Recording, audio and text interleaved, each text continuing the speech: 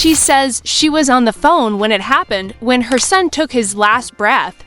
Shot 5 times in the back, walking away, leaving a house he would never step out of alive.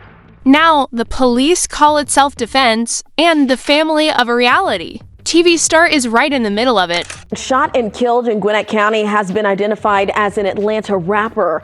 Investigators say the victim was 33-year-old Tevin Hood, also known as T Hood. He was best known for his songs Ready to Go and Percolator. And he posted on social media just weeks ago promoting a concert in Atlanta.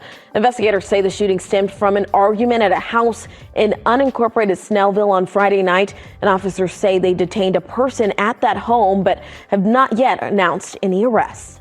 The night air in Gwinnett County carried that strange weight that only comes when something terrible has happened, a heaviness that sits in the chest before the mind can even understand why. In a quiet neighborhood in Snellville, the kind of place where houses line up neatly and streetlights give off a soft glow, the sound of gunfire had ripped through the calm.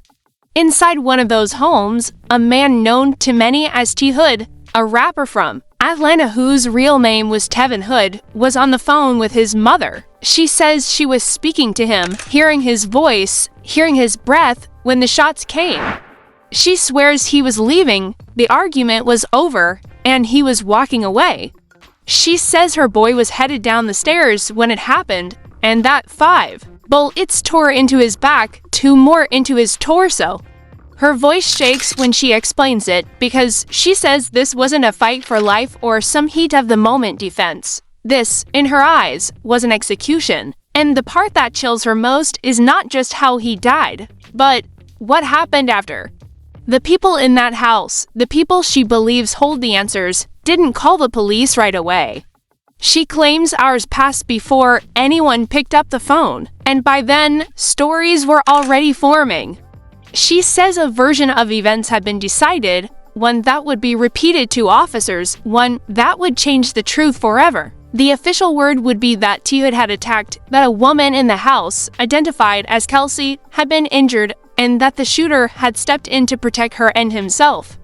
They would call it self-defense. They would say the threat was real, even though his mother insists the danger had ended. She says she knows this because she was there in the only way she could be, through that phone call, listening to her son's final moments.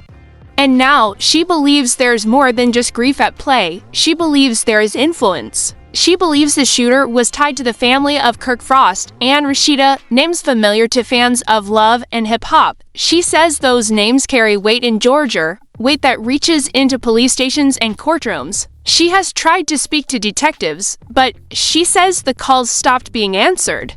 She says the lead investigator was short with her, even rude, and that doors began closing instead of opening.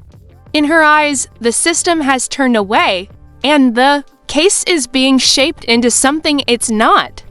And then came the audio, a recording of Kelsey herself saying he didn't deserve that, words that clash with the police version completely. In that recording, she isn't talking like someone who just watched a man try to kill her. She's talking like someone who saw something happen that should not have happened. But when officers arrived, that tone was gone. The story had shifted. Injuries on Kelsey were shown, and the scene was painted as if the shooter had no choice. But to act, the man suspected of pulling the trigger was questioned but not charged. Detained, then released, and to the mother of T Hood, it felt like watching justice slip through her fingers in slow motion. She talks about her boy not as a headline, but as a person, her firstborn, her pride, someone who had dreams beyond the streets and studios. Now those dreams are gone, replaced with a fight she never wanted, a fight to have his death recognized. For what she says it really was, around her, others are starting to speak. People in the community whisper about Kirk and Rasheeda's connections, about how money and status can shape the story before it's even written down. The host covering the case calls it a cover-up in plain sight, promising to push it beyond local police, to take it to internal affairs, to the FBI if that's what it takes. This isn't just about one shooting anymore.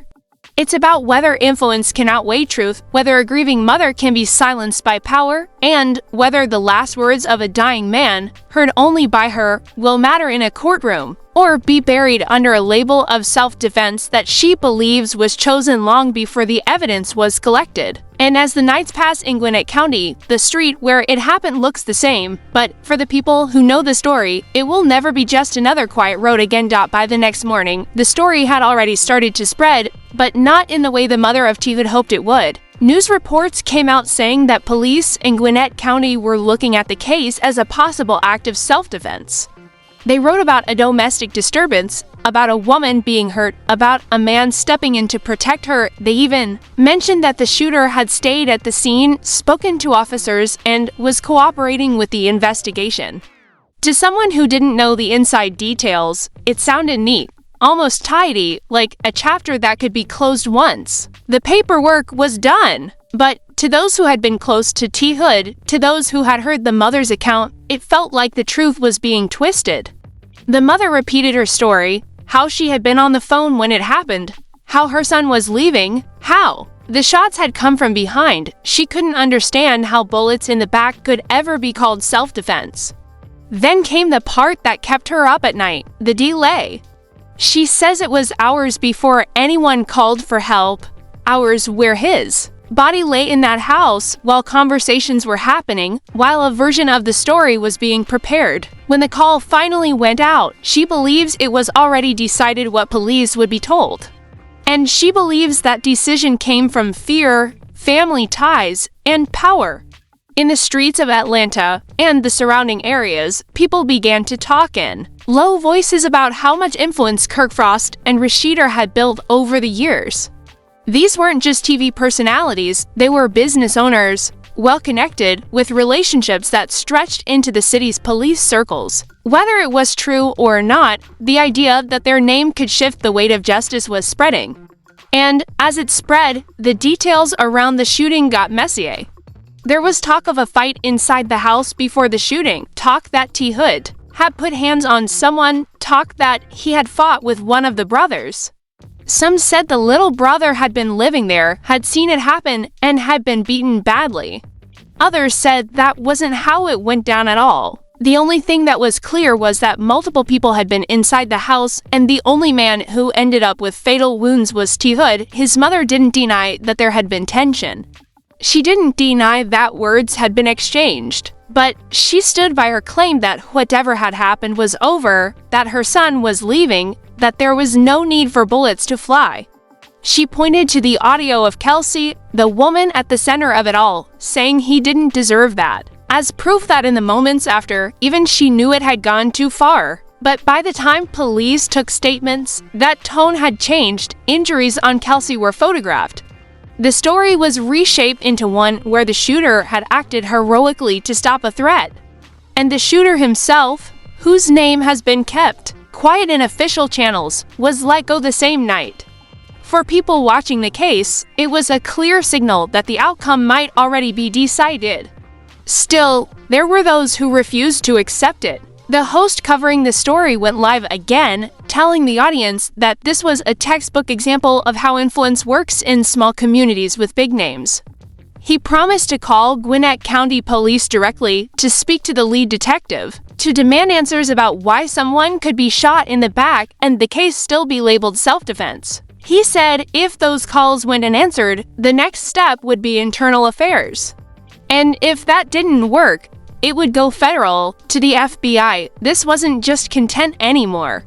It was a fight. He urged the audience to see it for what it was. Not just about T. Hood, but about what happens when the people who control the story are the same people who know the system's weak spots. And as more days passed without an arrest, the mother's grief hardened into determination. She began speaking publicly, not just to defend her son's name, but to make sure the world knew that she believed a cover-up was in motion. Her voice shook sometimes, but her words didn't. "I was there, on that call," she would say. "I heard him leaving, I heard what came after. And I know my child didn't deserve that in a world where stories can be bent to fit headlines." She was holding onto hers like it was the last piece of him she had left. The pressure was building, and it wasn't just from the grief that sat heavy on the shoulders of T. Hood's family.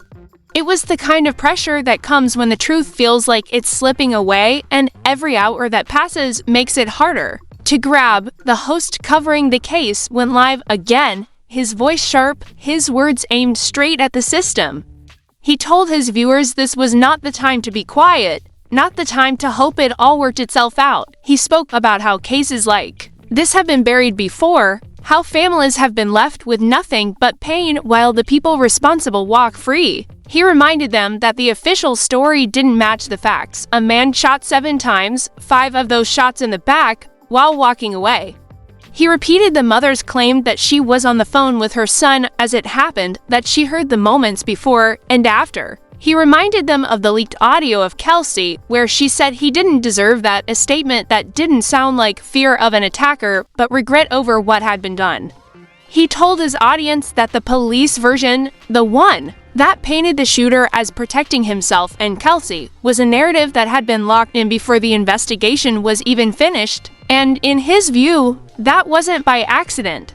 He spoke about Kirk Frost and Rasheeda, about how their years in the public eye and in business had built connections that most people couldn't imagine. He didn't accuse them directly of pulling strings, but he made it clear that in Gwinnett County, names like theirs carried weight. Too much weight. He said the shooter wasn't treated like a suspect. He was treated like someone the system already knew how to protect. The plan now was simple: call the Gwinnett County Police Department live on air, ask for the lead detective, and demand answers. If those calls didn't get through or the answers were empty, the next step was to contact Internal Affairs, the branch meant to investigate the police themselves. And if that still led nowhere, he promised to take it higher, to the FBI. He called on his viewers to stand with T. Hood's mother, to flood the lines, to make noise until it was impossible to ignore. This wasn't just a campaign for one case. He framed it as a fight for anyone who has ever watched justice bend under the weight of influence and money. Meanwhile, the mother stayed strong in public, even when the pain was clear in her eyes. She said she wouldn't stop, that she owed it to her son to make sure the truth was told. She spoke about how no mother should have to listen to their child's last moments and then watch the story be rewritten. She talked about how quickly the tone changed once police arrived, how the original shock in Kelsey's voice had been replaced by a version that fit the self-defense claim. She said the detectives stopped returning her calls, that the lead investigator had been short with her, dismissive even, and that she felt like they were waiting for her to give up. But she wouldn't. In the streets, in the comments sections, in quiet conversations, people began to pick sides. Some believed the official version, convinced that the shooting was justified. Others saw it the way the mother did, as a killing that was being washed clean by connections and influence. The host told his audience to remember this case because it showed exactly how fast the truth can be reshaped if the right people are involved. He said that if they let this go, the next time it could be someone else's family in the same position, staring at a report that doesn't match the reality they lived through. He said they had to be the voice for T. Hood now because he no longer had one. And as the live stream ended that night, the fight was far from over. Calls were set to be made in the morning. The names of Kirk, Rasheeda, and Gwinnett County Police would be spoken again and again until someone listened. For the mother, it wasn't about fame, headlines, or even revenge. It was about truth. And for those who had followed the story from the start, they knew this. No matter what the police called it, no matter what the report said, there was a woman in Georgia who would not stop until her son's death was seen for what she believed it was. And that, more than anything, is what kept the fight alive.